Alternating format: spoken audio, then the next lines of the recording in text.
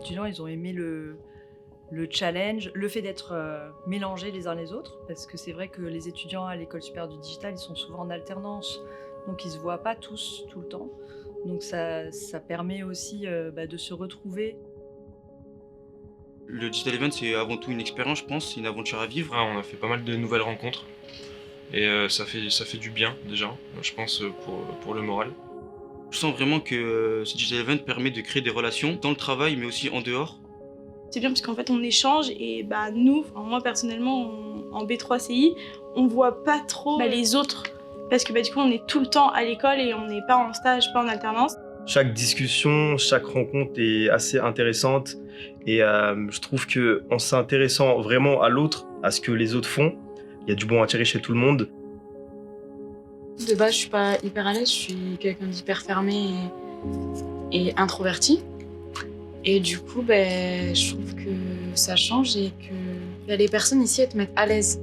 C'est beaucoup plus simple de rencontrer des personnes dans le cadre du Digital Event que dans la vie de tous les jours, dans les cours habituels. Et ce qui est bien du coup, c'est qu'avec le thème Explore, on n'a pas tous la même interprétation du thème.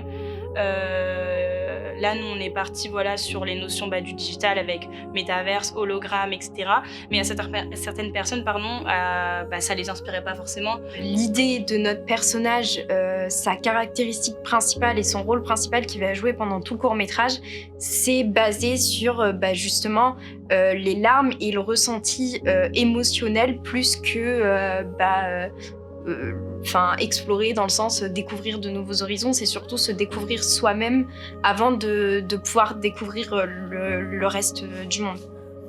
Et donc à titre personnel, c'était de se prouver qu'on est capable de manager des étudiants, de mettre en place toute une équipe productive, etc. sur un sujet qu'on ne maîtrise pas forcément.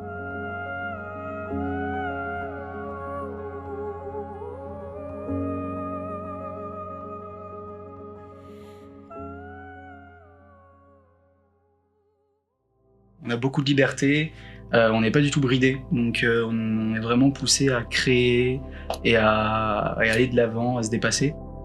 Point de vue élève pour le Digital Event, c'est mon deuxième. Et celui-là, il m'impressionne beaucoup plus que celui de l'année dernière, parce que déjà c'est un truc qui me passionne, la 3D. Et le truc, je suis ultra sensible à qui c'est qui me l'apprend.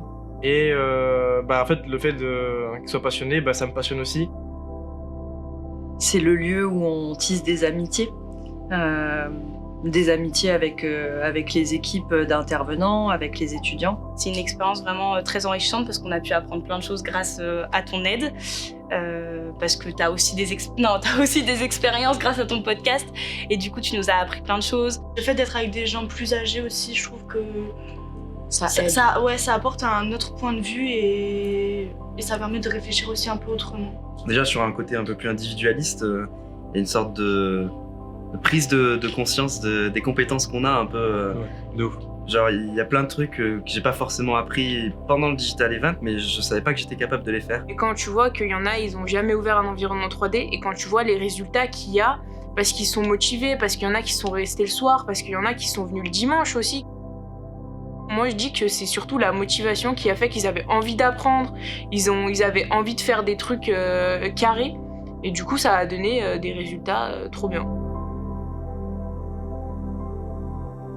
C'est toujours un plaisir en fait de partager ça avec les étudiants et de voir à quel point ils peuvent, à partir d'une petite idée, arriver à en faire quelque chose de très concret et surtout qu'ils puissent se faire plaisir autour de ça et monter en compétences. Reprendre l'argentique en cours de photo en 2023, ça a des vertus qui sont pédagogiques aussi. Je suis particulièrement content de ce que ça donne pour les étudiants, puisque on a des étudiants qui sont très enjoués là-dessus, qui profitent énormément de ça. On a l'impression qu'ils découvrent une nouvelle technologie. En fait, ils sont des enfants actuellement. Ce sont des enfants qui jouent avec un nouveau jouet. Et j'ai remarqué quand je parle en off aux intervenants ou à la direction des projets en cours où ils en sont, il y a toujours un petit regard un peu de surprise en disant « Ah oui, ils sont deux là ». Et le crédit, il est exclusivement à eux, quoi.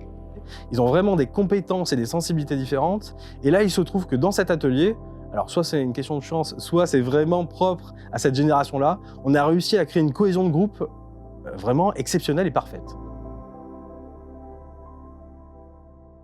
Dans notre atelier, dès le début, on a eu des grosses ambitions, ce qui fait que au fur et à mesure, chaque jour, on prenait un peu de retard et donc on devait rester un peu plus tard. On a fait des vraiment grosses journées.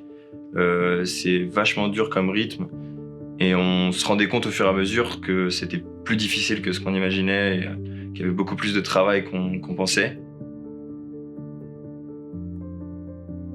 Je me suis dit, ok, il va falloir que je monte un film, enfin un making-of de 10 à 15 minutes. Il va falloir que je trouve vraiment en fonction des plans qui arrivent en plus, parce que c'est vrai que le scénario du making-of dépend totalement de ce qu'on va filmer au fil des 2 semaines. Du coup, la première difficulté, ça a été le nombre de personnes dans notre atelier. Vu qu'on était vraiment beaucoup, ça a été compliqué pour faire l'idéation du scénario, car tout le monde avait son mot à dire et il y avait des idées un peu de partout. Il faut aussi prendre beaucoup de recul sur ce qu'on fait. Il y a des jours où on part toute la journée et on fait des plans, et à la fin, le soir, on peut nous annoncer qu'on ne gardera pas les plans qu'on a faits. Et ça peut provoquer beaucoup de frustration et il faut garder son calme, prendre du recul et dire c'est pas grave, on fera mieux demain. En interne, ça a été assez compliqué parce qu'il y avait pas mal d'étudiants, on va dire 80%, qui n'ont jamais fait de Digital Event. Ils ont vite compris, on leur a fait un peu passer le message comme quoi pour les horaires, il fallait un peu oublier, quoi, fallait pas compter ses heures. Moi, j'ai plus peur des gens qui sont des fantômes, tu vois. Moi, j'avais juste peur de ça dans mon groupe, qui est des fantômes.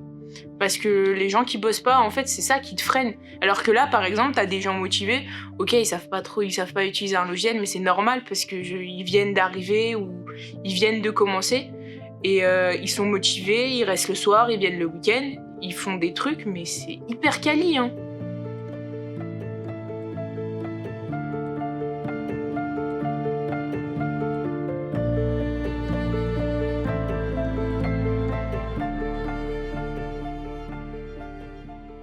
Et puis, on a quand même réussi à faire un court-métrage en à peine 10 jours. Et c'est très court pour prévoir autant de choses. Et c'est hyper important d'avoir une équipe qu'il faut et le mental aussi qui suit derrière. Puis il y a une vraie cohésion d'équipe parce qu'à chaque moment de craquage, enfin de grosse fatigue pour certains, on s'équilibrait entre nous et du coup certains restaient et d'autres partaient pour aller se reposer pour être en plus grande forme le lendemain pour pouvoir avancer sur le projet et du coup on arrivait à tourner comme ça. On est humains et on se porte tous et on essaye de tous se rassurer et d'avancer dans la vie de la meilleure manière qui soit. Je trouve qu'on retrouve cet esprit-là dans le Digital Event. Mais ça a surtout un retentissement sur les vies de nos étudiants. Je pense qu'ils sont plus pareils après avoir vécu un Digital Event. Et puis quand on les revoit des années plus tard, ça fait partie de leurs plus beaux souvenirs.